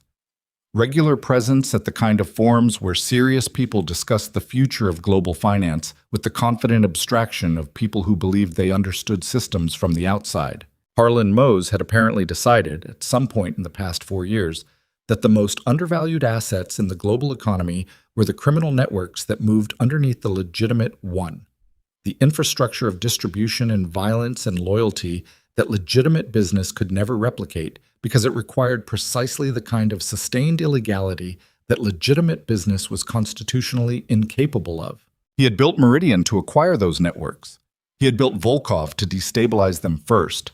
And he had identified the Okoye and Kang organizations as the 2 most sophisticated criminal empires in their respective regions, and had designed a campaign specifically tailored to their vulnerabilities, using knowledge of the marriage clause, knowledge that could only have come from someone with access to Emmanuel Okoye's private legal documentation, which meant Harlan Mose had a source inside the Okoye family's innermost circle that predated Emeka's recruitment by years. She found it at hour 6. It was in the communication logs Emeka had provided, a reference to an original source, unnamed, described only as the Foundation contact, a source who had provided the will documentation, the clause specifications, the detailed organizational map of both the Okoye and Kang syndicates more than 3 years ago. She stared at the reference for a long time. Then she called Alderton. He answered on the 2nd ring, which was already wrong because it was past midnight. "Alderton," she said, "how long have you known Harlan Mose?" The silence that followed lasted long enough to answer the question entirely. "Nya," he started. 27 years, she said. "You served my father for 27 years. How long have you known Harlan Mose?" Another silence. Smaller this time. Resigned. "We were at university together," he said, 40 years ago. "And when did he approach you about my father's affairs?" She could hear him breathing, an old man in a dark room somewhere, carrying something that had apparently become too heavy to hold for a very long time. 4 years ago, he said. Just after your father died. He told me he was trying to protect the organization, that he had resources that could... What did you give him? The will, Alderton said, and his voice had the quality of a man putting down a weapon he had been pointing at himself for 4 years. The secondary clause specifications, the triggering conditions, the organizational documentation. A pause. I told myself it was financial advice, structural consultation. He told me he was going to help you. Stop. She closed her eyes, opened them. The operations room around her was full of people working, and the noise of it was very far away. Alderton, where is Mose tonight? A pause. He has a residence in... Where is he tonight? He flew into London this morning, Alderton said. He called me. He said the situation was becoming complicated and he wanted to discuss contingencies. He's in London. Yes. She ended the call. Her phone showed a text from Taejun sent 40 minutes ago. Landing at Heathrow in 90 minutes. Where do you need me? She typed the address of the Bermondsey location. Then she stood up and looked at Chidi across the room and said, We're moving in 2 hours. Get everyone ready. Taejun arrived at the Bermondsey location at 11:40. He came in with two of his people and stopped in the doorway of the main room and looked at the operational layout she had built. The maps, the documentation, the personnel positions, the four-phase entry plan for a residential property in Kensington. And he looked at her. She was standing at the center table. She had been standing for approximately 4 hours. Her jacket was gone and her sleeves were pushed up, and there was a graze on her left forearm from a physical altercation during the extraction of one of the identified meridian contacts that she had not mentioned to anyone and had not had time to deal with. There was dried blood on her wrist that she had not entirely managed to clean. He crossed the room. He looked at her arm. "I'm fine," she said. He took her wrist, not roughly, not gently, with the same careful deliberateness he had used putting her ring on in Seoul, and looked at the graze with the appraising attention of someone assessing damage rather than expressing concern. Then he released her wrist. "Tell me the plan," he said. She told him. He listened without interrupting, which was something she had come to understand was a significant form of respect from him. The full, uninterrupted attention of a man who was genuinely processing rather than waiting for his turn. When she finished, he asked 3 questions. She answered all 3. He nodded once. "Emeka," he said, "in the back room. He's cooperating. Do you trust him?" She thought about this bench in Kennington, their father's jaw on a different face, 4 years of absence and 1 drive of documentation. "I trust what he gave us," she said. "I'll figure out the rest later." Taejun looked at her for a moment with that expression she had stopped pretending she didn't recognize, the one that lived underneath everything else he showed the world, that came to the surface occasionally in bad light when he was too tired to maintain the architecture. "After tonight," he said. Not a question, not quite a promise, a statement of intent directed at something beyond the operational present. "After tonight," she confirmed. She turned back to the table. Her people were moving into final positions. The 2 hours were up. Chidi appeared at her shoulder. "Vehicle's ready." She picked up her jacket, put it on, checked the weight at her hip, the compact sidearm she had carried for 6 years, that her father had insisted she learn to use when she was 17, and that she had become better with than anyone who had taught her expected. Taejun fell in at her left side as they moved toward the door. Not behind her, not in front, exactly parallel. She had noticed over the weeks that he always positioned himself this way, not protective, not deferential, level, like a person who understood that the person next to them was exactly as dangerous as they were and found that not threatening but correct. Outside, the London night was cold and clear, the kind of clarity that came after the city had been rinsed by rain earlier in the evening and the streets had a wet sheen under the orange lights. 3 vehicles, 8 people plus the 2 of them. Enough. She got in the lead vehicle. Taejun got in beside her, Chidi up front. "Kensington," Nia said. The vehicle moved. Her hands were completely still in her lap. Her heartbeat was at exactly the rate she expected. Elevated, functional, the body doing what it was built to do when the thing it had been preparing for finally arrived. She stared at the road ahead and thought about her father in his study on a Tuesday morning, and Alderton across a conference table, and a white dress, and a Hong Kong window, and a kitchen table at dawn, and the way a man's voice sounded when he asked, "Are you hurt?" and had not meant it operationally. Beside her, Taejun sat with the same stillness, his jaw set, his hands quiet. The distance between them on the back seat of the vehicle was approximately 8 inches. She was aware of every millimeter of it. "When this is over," she said, not looking at him, watching the road, "I am going to sleep for approximately 16 hours. 14, he said. "We'll have documentation to file by hour 15. 16, she said. A pause. 15 and a half, he said. She almost smiled. Did not quite. Filed it away. Ahead, through the windshield, the lights of Kensington began to resolve out of the general London dark. A residential street.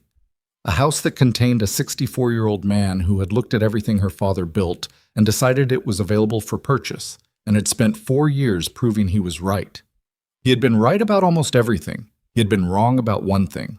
He had not accounted for what happened when 2 people who were supposed to destroy each other decided instead to do something else entirely. Chidi said quietly from the front seat, 2 minutes. The vehicle slowed. Nya Okoye checked her weapon, put her hand on the door handle, and waited for the vehicle to stop. The house in Kensington was a Georgian terrace, 4 stories, cream-painted facade gone gray in the night. The kind of property that cost what small countries cost and wore its price with the understated confidence of old money that had long since stopped needing to announce itself. The lights on the second floor were on. One ground floor window showed the dim blue white of a screen. Someone was awake inside, working or waiting or both. Nia's vehicle stopped 20 meters short of the property. The other 2 stopped behind it. No doors opened immediately. 8 seconds of stillness while everyone inside listened to the street, read the perimeter, confirmed what the advance team had already radioed in. 2 private security personnel at the rear entrance, 1 visible through the ground floor window near what appeared to be a monitoring station. The rest of the house showing no additional movement. Harlan Mose had 3 personal security. He had not increased the detail, which meant either he did not know how close they were, or he was operating on the assumption that his legitimate public profile was sufficient insulation. That assumption was the last mistake of a man who had made very few mistakes across a very long and careful campaign. "Rear team goes in 30 seconds before us," Nya said quietly. "I want the monitoring station offline before the front door opens."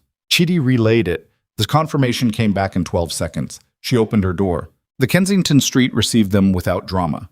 London at midnight absorbing 8 people moving with purpose the way it absorbed everything else, with the vast indifferent capacity of a city that had seen a great many things and had opinions about very few of them. She moved with Tai Jun at her left and Chidi at her right, and 2 of Tai Jun's people flanking wide, and they covered the 20 meters in the kind of focused quiet that had nothing theatrical about it, just the compressed silence of people who were very good at this doing the thing they were very good at. The front door took 11 seconds. One of Chidi's people had the mechanism and the knowledge, and the door opened inward without noise, and they were inside. The monitoring station went down in the same moment. She heard the brief muffled sounds of the rear team engaging the security personnel, short and functional, and then silence that meant it was finished. The ground floor was a foyer with a black and white marble floor and a staircase and doors on 3 sides.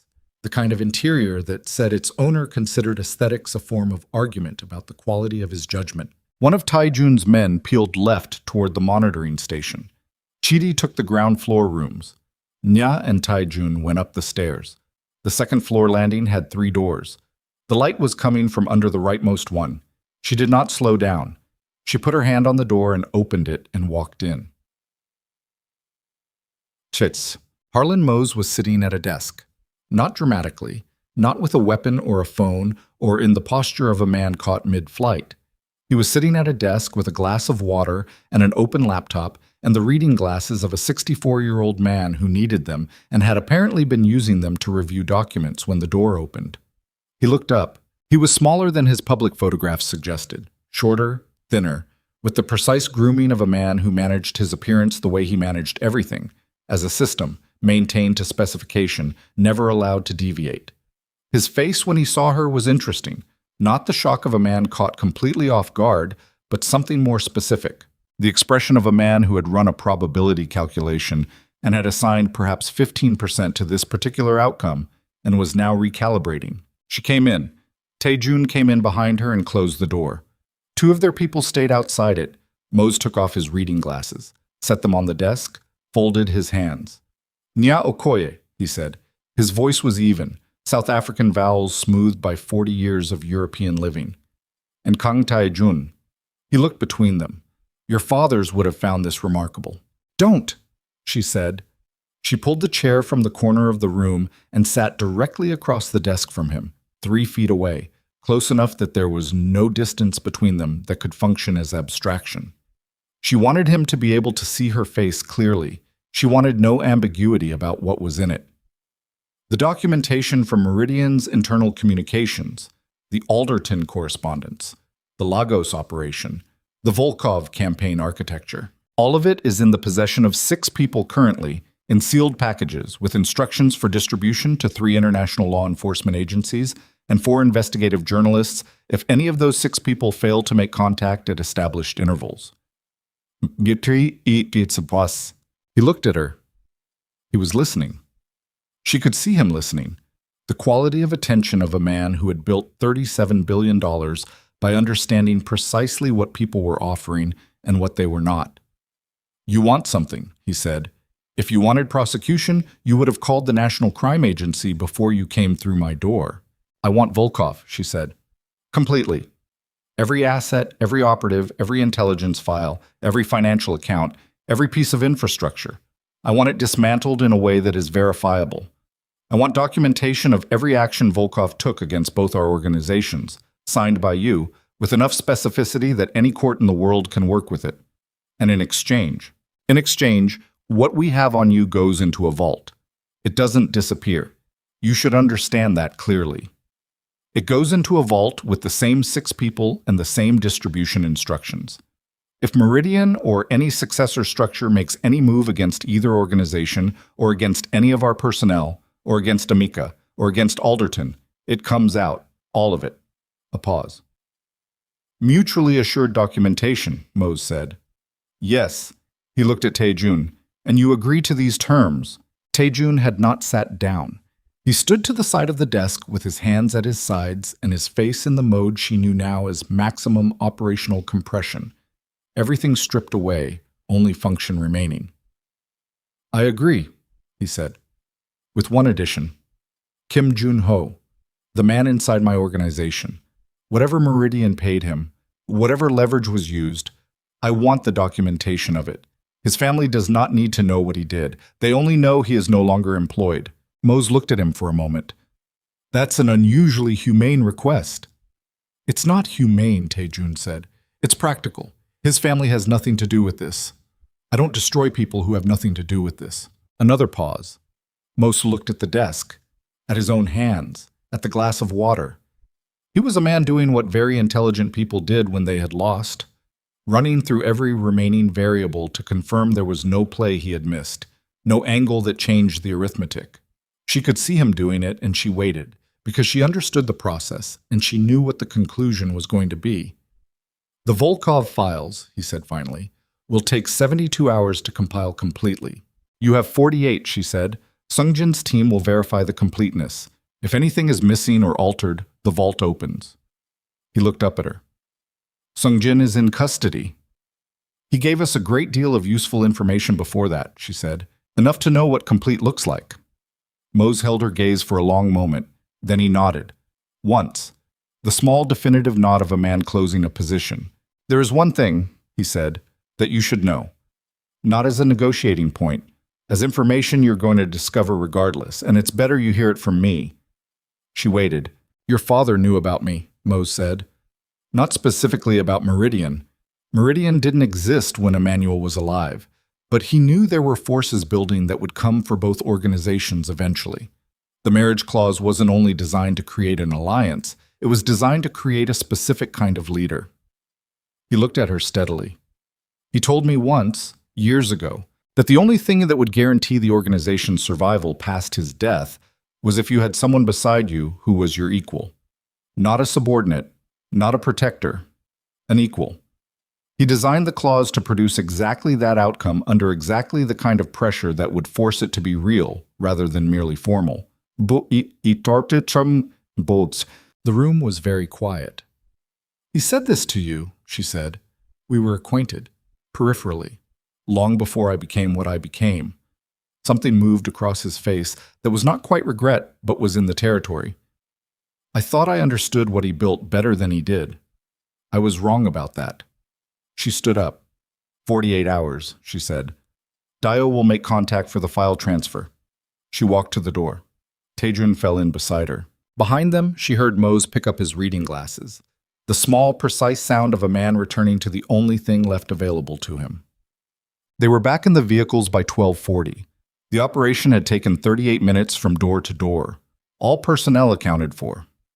Mose's 3 security people were zip-tied in the rear garden with a call already placed to the Metropolitan Police for a welfare check that would reach them in approximately 2 hours.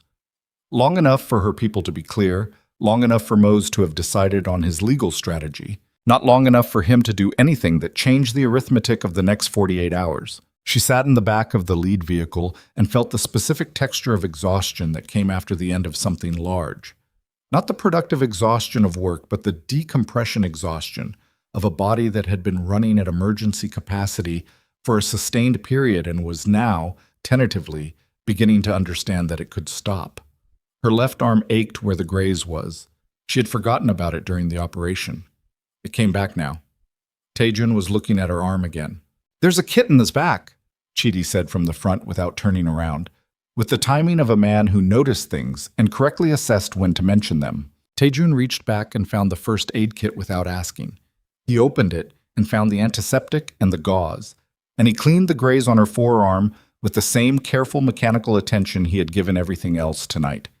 And she sat still and let him, because she was too tired to perform indifference, and because, if she was being entirely honest with herself, she had stopped wanting to. The vehicle moved through the late London streets. Almost no traffic. The city running on its night skeleton, the version of itself it allowed only when the day people were asleep. "What he said," Taejun said, not looking up from her arm, "about your father designing the clause to produce a specific outcome. I heard it. Do you believe it?" She looked at the window. Her father's study, a Tuesday morning, a Patek Philippe that ran 3 minutes fast. "Yes," she said. "He was that precise about everything. I don't know why I thought his will would be different." Taejun finished wrapping the gauze.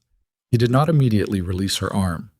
His thumb rested against her wrist for a moment, not at the pulse point, just at the wrist, just present. And then he let go. "My father," he said, "never told me what he wanted for me. Beyond the organization, beyond the work." He looked at the window on his side. "I used to think that was because the work was all there was. Now I think he didn't say it because he thought I would refuse it." "Would you have?" A pause. Honest, undefended. "Yes," he said. "Probably." She looked at her wrapped arm, at his hands resting on his own knees now. "We're going to have to go back to Seoul," she said. "Yes." "And rebuild the intelligence architecture from the ground up." "Yes." "And deal with the council transitions in both organizations." "Yes." "And the Alderton situation, and Emeka." "Yes." She turned her head and looked at him. He turned his head and looked at her. The distance between them in the back seat of the vehicle was what it had always been, the same 8 inches, and yet something about it had changed its quality. It was no longer the distance between two people maintaining professional boundary, but the distance between two people who had stopped needing the boundary to be that large and had not yet closed it, and were both aware of that fact. "After the 16 hours of sleep," she said. The corner of his mouth moved, not quite a smile, adjacent to one. 15 and a half. "We're going to have a different conversation," she said. "Not about the organizations, not about Volkov or Meridian or any of it." He held her gaze. "I know. I'm telling you in advance because I don't do things without preparation," he said. "I know that too." She looked back at the road. Chidi in the front, tactfully not existing. London sliding past the windows, the city becoming its ordinary self again. The parts of it that had nothing to do with criminal empires or acquisition campaigns or the inheritance weight of dead fathers. She thought about preparation. About the 6 years she had spent preparing for every possible contingency except the ones that could not be prepared for. Grief and trust, and the specific terror of being known by someone you could not afford to underestimate and could not afford to dismiss. She had spent 6 years building walls that were architecturally perfect, and she had married a man who had done the same, and somewhere between the Hong Kong conference table and a kitchen at dawn and a park bench in Kennington and the back of a vehicle smelling of antiseptic and old leather, the walls had done what walls eventually did when they met something that had no interest in going around them. They had come down. Not all the way. Not cleanly. In the uneven, reluctant, unglamorous way that real walls came down, piece by piece, without announcement, leaving rubble that you had to navigate carefully for a long time afterward. But down. The Alderton meeting happened 2 days later, in his office at Gray's Inn, the same conference room where he had read her the marriage clause 7 weeks ago. He was already there when she arrived, which told her he had not slept and had not intended to. He was 71 years old. He had served her father with genuine loyalty for 27 years and had spent the last 4 carrying the weight of what he had done, and it showed on him now in a way that the professional surface had previously concealed. The eyes of a man who had made peace with something unresolvable and was living inside that peace uncomfortably. She sat across from him. "I'm not going to prosecute you," she said, "or remove you, or tell anyone outside of my immediate circle what you did." He looked at her with the bewildered relief of a man who had prepared for something else entirely. "What you gave Mose gave him the triggering conditions," she said, "but it also gave him the marriage clause, which gave me Taijun, which is why we're sitting here today instead of the alternative." She paused. "I'm not saying it was worth it. I'm saying the accounting is complicated, and I don't have the energy or the interest in adding your destruction to an already complex ledger." He was quiet for a moment. Then, with the care of a man choosing words from a very small available supply, "Your father would have—" "My father built a trap using his own daughter," she said. "With love. With completely genuine love and the absolute certainty that he knew better than she did what she needed." She looked at the table. "I've decided that I am going to be angry about that for exactly as long as I need to be, and then I am going to accept that he was right and move forward. That's all I can do with it." Alderton nodded slowly, the nod of a very old man receiving information that reorganizes something structural. "The documentation on Mose," she said.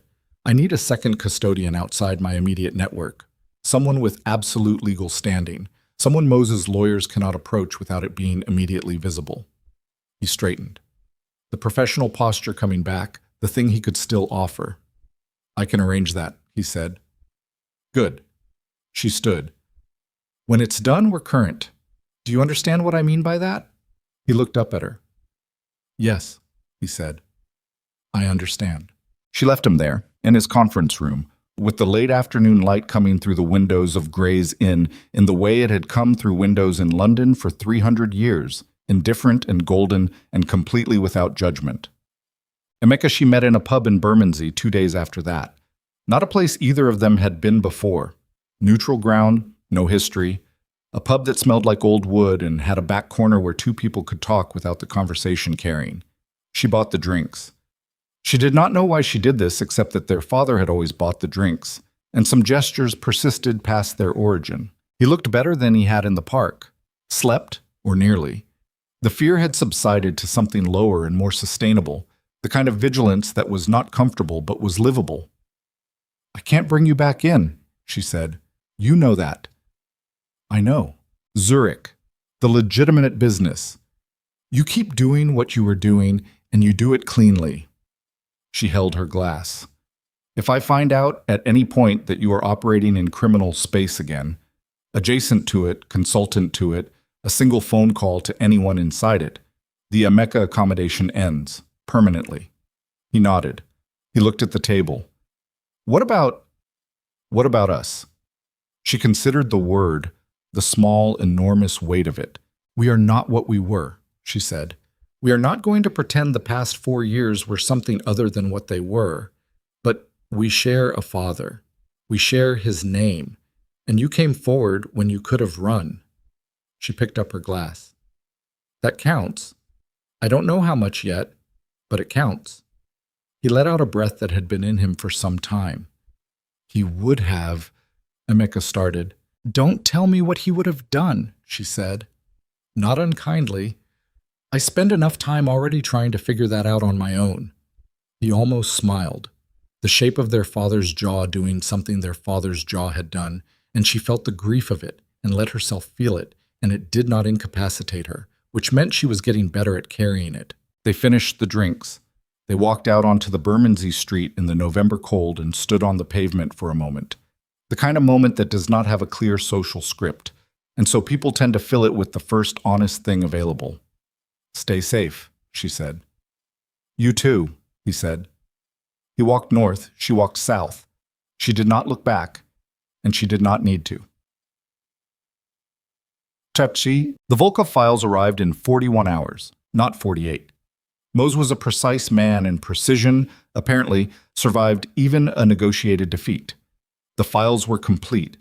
Sung Jin's team, operating under temporary external supervision while the question of his formal disposition was being determined through the Kong Syndicate's internal process, verified their completeness within 6 hours. The Volkov operation was dismantled over the following 3 weeks. Not dramatically, not in the way of films where everything explodes simultaneously and there is a climax with clear visual resolution. It happened the way real dismantling happened, methodically, incrementally, each piece of infrastructure identified and neutralized in an order that prevented any one removal from alerting the others, until the network collapsed inward like a structure that had lost its load-bearing members and simply ceased to hold its shape. The Rotterdam crew, all 12, eventually recovered or confirmed safe. One had died in the initial seizure. A man named Tobias, who had been with the organization for 11 years and who left behind a wife and 2 children in Tilbury, and for whom Naya established a fund through a legitimate charitable structure that would cover their expenses and the children's education, and whose name she added to a private list she kept in a notebook her father had given her when she was 7. A list of costs that could not be reimbursed but could be acknowledged. The Busan port operation, fully restored within 2 weeks. The Incheon disruptions cleared. Kim Jun-ho's departure from the Kang Syndicate was processed quietly. His family told only that he had chosen to retire from his position for personal reasons. He had a daughter in university in Daejeon, Nia later learned, studying architecture. She did not know why Taejun had told her this. She thought perhaps he had needed to tell someone. Fasola, the Meridian plant in the Southampton operation, turned over to the appropriate authorities through a channel that allowed the evidence to be genuine and the organizational distance from its source to be complete. The same with 3 of the other London network Meridian contacts. The 4th, a woman named Brenda, who had been coerced rather than recruited and had minimized rather than amplified the damage she caused, was quietly relocated and given a second chance that she had no way of knowing came from Nia directly. This was not mercy in the abstract. It was a decision about what kind of operation she was running and what kind of person she was choosing to be, and those 2 things had become increasingly difficult to separate. They returned to Seoul in the first week of December. The compound felt different than it had in November. She could not have said precisely why. Nothing structural had changed. The same 17,000 square meters, the same staff, the same eastern and western wings connected by a corridor that had initially been a demonstration of distance. The light in early December came through the windows at a different angle, maybe. Or she came through the door a different person, which amounted to the same thing. Taejun had been in Seoul for 5 days before her, managing the council transitions and the restructured intelligence apparatus and the 1,000 operational details that a large criminal organization generated continuously, regardless of what its leadership was processing personally. She had spent those 5 days in London doing the same. They had spoken by phone each morning at 7, each call lasting between 8 and 25 minutes, each one beginning with operational matters and ending in the last 2 days with something that was not operational matters and that neither of them had formally acknowledged. She arrived at the compound at 6 in the evening. She was met by the head of household staff, shown to her wing, given tea she had not asked for but was grateful for. She set her bag down and stood in the middle of the western wing and looked at the connecting corridor. The door at the far end opened. Taejun stood in it. He was in a dark sweater, no jacket, the off-duty version of himself that she had seen intermittently across 7 weeks, and that still carried a quality of mild surprise for her, the way seeing a powerful person in a mundane context always did. The reminder that the armor was worn rather than grown. He looked at her across the length of the corridor. "How was London?" he said. "Cold," she said. "How was Seoul?" "Cold." A pause. She started walking toward him. He started walking toward her. They met somewhere in the middle of the corridor, which was not meaningful, except that it was, in the way that a very large number of small choices accumulate into something that deserves a name. She stopped 2 feet away. "The conversation," she said. "The one I told you we were going to have." "I remember." She looked at him. She had rehearsed nothing. She had made a specific decision not to rehearse, because rehearsed things had a quality she mistrusted, a smoothness that was the enemy of truth. She trusted roughness. She trusted the thing that arrived without polish because it had not had time to become anything other than what it was. "I don't know how to do this," she said. "In case that wasn't obvious. I have been running something very large for a very long time, and I am good at it, and it has cost me things that I didn't notice I was paying until recently." She held his gaze. I don't need protection. I don't need a partner in the operational sense. I have staff for that. She stopped, restarted. I want the thing that has been in this corridor since November. Whatever that is. I want to find out what it is instead of managing it. He looked at her for a long moment. Then he reached up and touched her face. Just her jaw, one hand, the same carefulness he gave everything. And the steadiness of it, the complete absence of performance or uncertainty, undid something in her that had been wound very tightly for a very long time. I know what it is, he said. Tell me, she said. He shook his head slightly. That's not how you find out. She almost laughed, did not quite, felt the shape of it in her chest regardless. He kissed her in the corridor between the eastern and western wings, in the compound that had been built for one person and had been learning, slowly, how to hold two. It was not perfect. Nothing honest ever was. It was careful and then not careful, and she put her hand against his chest and felt his heartbeat, which was not as steady as he looked, which was, she thought, the most truthful thing about him she had found yet. Later, they sat at the kitchen table with the remains of a late dinner between them and the sole winter pressed flat against the windows and every organizational crisis temporarily on the other side of a door that was not locked but that both of them had silently agreed to leave closed for the next several hours. Tae-jun had his coffee. She had her tea. Her father's watch was on the table between them because she had taken it off, which she almost never did, and had not yet put it back. He looked at the watch. 3 minutes fast, he said.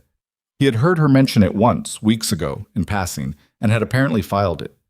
He never fixed it, she said. I asked him once why. He said he liked arriving at things before they were ready for him. Tae-jun was quiet for a moment, then with the particular careful weight of something he had been holding for some time. My father left me a letter, sealed, to be opened after the will was read. He looked at his coffee. He said that the organization was a vehicle, not a destination.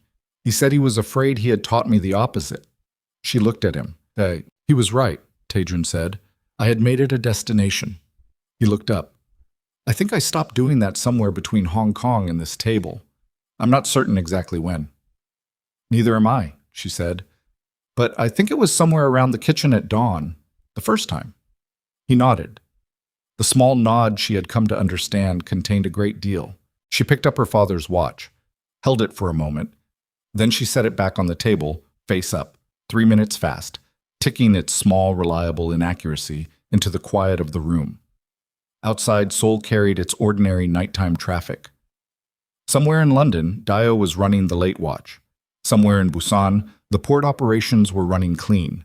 Somewhere in Zurich, Emeka was asleep or was not asleep, carrying what he carried, trying to be something their father would have recognized. Somewhere in Geneva, a 64-year-old man with $37 billion in assets was living inside the terms of an arrangement that had cost him everything he had built in the criminal world and left his legitimate world intact, which was more than he deserved and less than she might have given him in a different mood.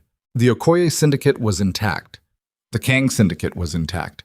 The alliance between them was no longer an obligation written into a dead man's will, but something that had been stress-tested into a different shape, something that had its own structural integrity now, independent of the clause, independent of the threat that had forged it. Nya Okoye was 25 years old and had been carrying an empire since she was 19 and had never once put it down, not completely, not for a single unguarded hour. She was not going to put it down now either. That was not who she was, and she had stopped pretending otherwise. The weight was hers. She had chosen it in ways her father's clause had only clarified, not created. But she was sitting at a table, in a room with a man who understood the weight from the inside because he carried the same kind, and that was something her father had seen before she had, and had loved her enough to arrange, and had trusted her enough not to explain. She understood it now. The watch ticked, 3 minutes fast, always arriving before the moment was ready. She wrapped her hands around her tea and looked at the man across the table and thought, here then, this. Whatever comes next, this first. Tae-jun looked back at her. He did not say anything. He did not need to. Outside, the winter held the city. Inside, the kitchen held them both. and the story that their fathers had written the first chapter of, in sealed legal documents and 30-year friendships and a love for their children that had expressed itself in the most inconvenient possible way, turned its final page. Not to an ending, but to the place where the real story began, the one that belonged only to them, that no one had scripted, that would be written in whatever language two people invented together when they finally, after everything, stopped being afraid of what they might find if they looked.